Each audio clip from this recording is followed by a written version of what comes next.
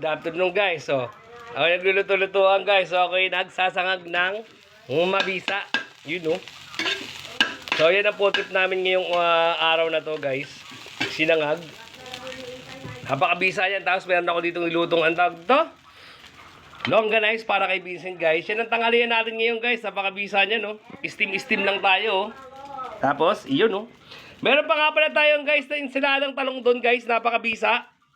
Tayo ay nag-ensiladang talong. Ayun ang food trip namin Inday guys. Grabe, may sawsawang ang ganito.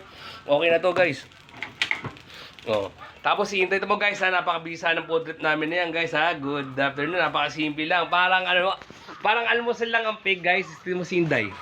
Day. Gumagawa siya ng juice na melon.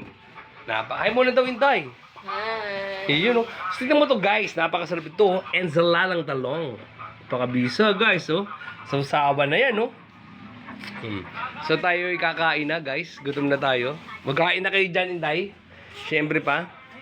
Hi nga Idim. Ensaladang talong. Sarap. So yun guys. Yun lang ang ating food trip. Napakasarap kainan na to. Oh, tignan nyo yan oh. Patok di ba? Oh. San ka pa? Yan ang tanghalian namin ni Inday. Napakabisa guys. Kainan na to. Kain ng mabisa. Papunta ba kayo sa food trip na yun? Sarap laang talaga yun, no?